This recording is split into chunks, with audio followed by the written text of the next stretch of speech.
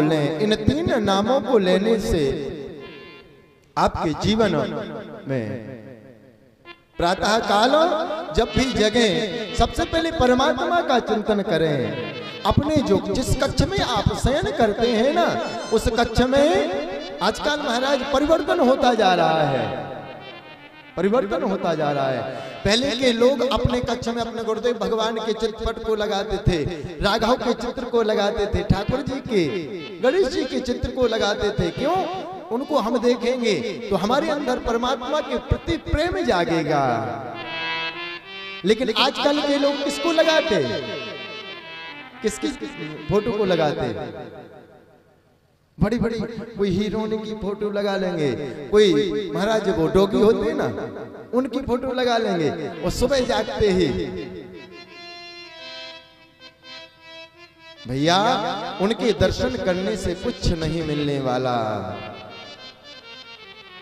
यदि हमारी राघव के, हमारे बाबा के दर्शन करोगे ना, भोले बाबा के दर्शन करोगे, आपको कुछ नहीं आता। मान लीजिए आपको ना भगवान रामचरितमानस की चौपाई आती या कुछ नहीं आता। अब आपके नेत्र जो दो हैं, नेत्रों से यदि आप भोले बाबा के उस चित्रपट को देखेंगे जो आपके कक्ष में लगा होगा, तो उससे ही आपका क्या हो जाएगा? मंगल हो जाएगा। वो पप्पी को देखने से कुछ नहीं होने वाला। जो डॉगी लगा लेते वो पप्पी की फोटो बड़ी बड़ी, ये महाराज जी हमने बनवाया है, हमने बहुत सुंदर लग रहा है। लेकिन हमने कहा भैया यदि अंत समय तक आप इसी कमरे में रहे, किस समय? अंत समय, जब आपका तन छूटने लगे, इस कक्ष में मत लेटना। बोले क्यों? हमने कहा यदि आपका अंत समय आया और आपकी दृष्टि इस कुत्ते को निहारते हुए छूटी, तो आपका अगला जन्म किसमें पहुंचेगा? वही योनि मिलेगी आपको।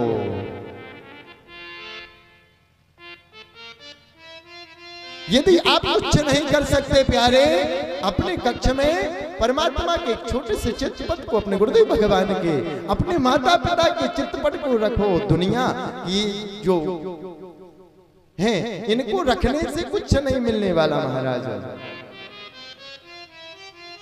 हमें नहीं कहते कुत्ता को भी पालो, उसकी भी सेवा करो, जीव मात्र में परमात्मा का वास है, लेकिन उनको वहीं तक सीमित रखो जहां तक वो अच्छे लगे।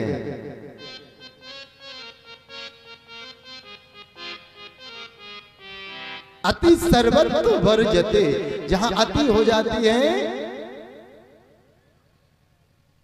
शिशोजी महाराज कहते यदि परमात्मा के चित्रपट को आप लगाएंगे ना, तो परमात्मा आपके अंदर धीरे धीरे विराजमान हो जाएगा। और जब आपके अंदर विराजमान हो जाएगा ना, तो क्या होगा? धीरे धीरे आपका जब अंत समय आएगा, तो उसी परमात्मा की जो छवि है आपकी निगाहों में बैठ जाएगी।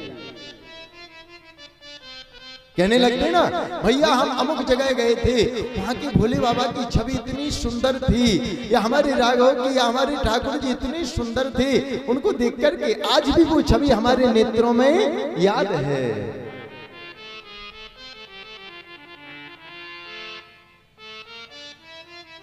जब इस प्रकार से कहा, सोची महाराज ने आगे वर्णन किया,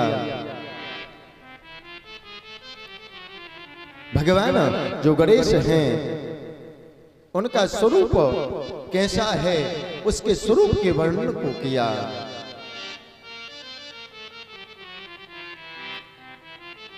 वर्णन करने के बाद आगे श्री सूची महाराज कहते, दोनों भाई जब बड़े हो गए, अब विवाह का समय आया। भगवान गणेश का विवाह पहले किया गया। क्यों? क्योंकि कल हमने आपको कथा श्रवण कराई थी कि उन्होंने माता पिता की सेवा की और उससे वह प्रथम पूज्य बन गए। कार्तिकेय जी ने रोष किया, क्रोध में आ गए कि हम बड़े थे, नियम कहता है कि पहले बड़े का विवाह होना चाहिए। कार्तिकेय जी क्रोधित होकर के और भजन करने के लिए चले गए। जब भजन करने के लिए कार्तिकेय जी महाराज चले गए, यहाँ भोले बाबा को पता चला।